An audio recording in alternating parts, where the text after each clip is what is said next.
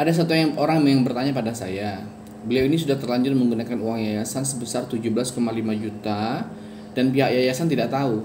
Dan beliau memang berniat ingin mengembalikan uang itu, tetapi sampai hari ini pun beliau belum punya uang untuk mengembalikan uang itu.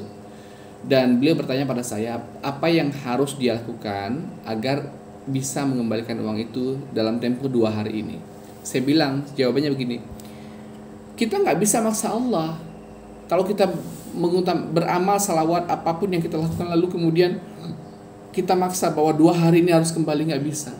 Dan cara Allah dalam menolong kita itu kita bukan harus dengan seperti cara yang kita bayangkan. Kita membayangkan kalau kita punya utang 17,5 juta, maka kita membayarnya dengan cara 17,5 juta uang ada di tangan lalu kita bayar. Gitu kan? Nggak melulu harus seperti itu. Itu yang pertama. Yang kedua,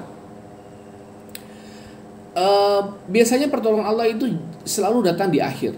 Bahkan setelah limit berakhir pun barulah di situ datang pertolongan Allah. Biasanya begitu.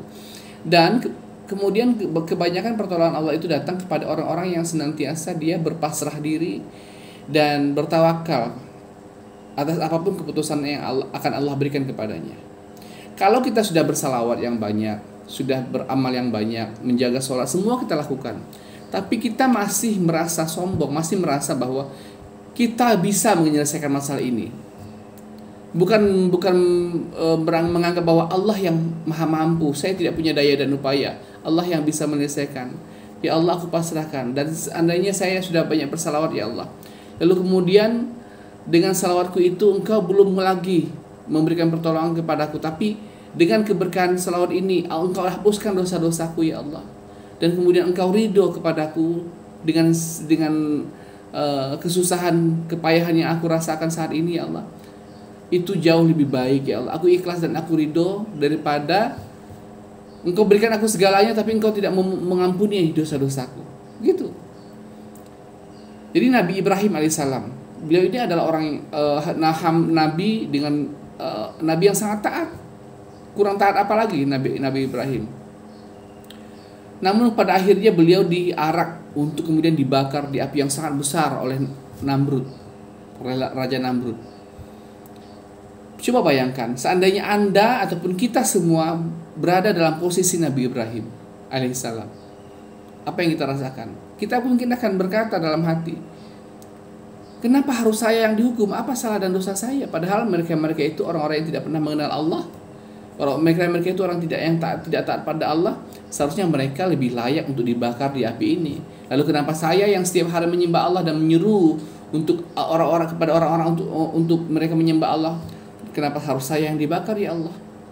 Di mana Allah? Di mana pertolongan itu? Seolah-olah seperti tidak nampak pertolongan Allah itu ketika dia dalam keadaan genting. Ketika Nabi Ibrahim AS dalam keadaan genting, sangat membutuhkan pertolongan Allah, seolah-olah seperti Allah tidak ada. Tidak nampak pertolongan Allah itu. Lalu kemudian ketika Nabi Ibrahim alaihissalam, beliau itu mengikhlaskan semua.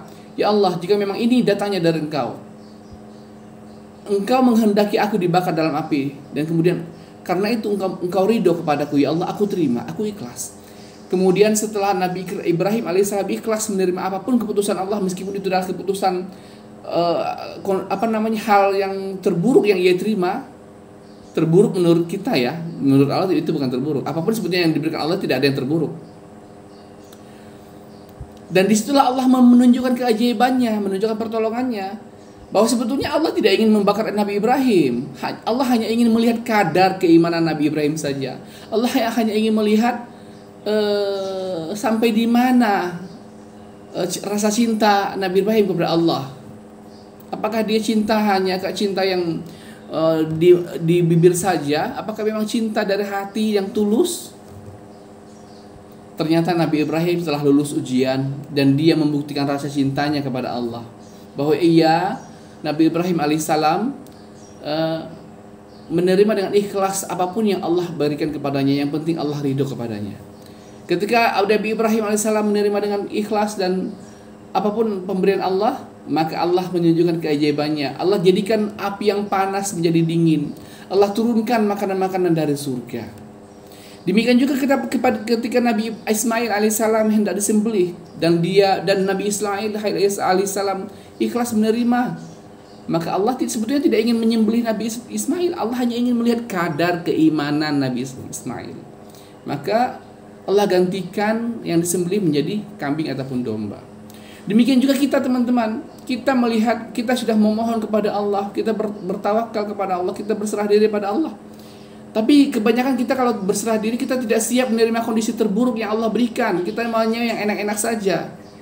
Jangan begitu, itu bukan orang yang beriman. Orang beriman itu ikhlas menerima apapun keputusan Allah, sehingga Allah berikan dia nikmat yang besar.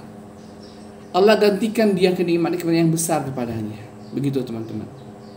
Jadi teman-teman, ayo istiqomah bersalawat, tetap bersalawat meskipun pertolongan Allah itu belum nampak kepada kita, tapi yakinlah ketika kita siap menerima apapun kondisi terburuk yang Allah berikan kepada kita, maka disitulah kemenangan kita, disitulah Allah akan menunjukkan berbagai macam pertolongannya.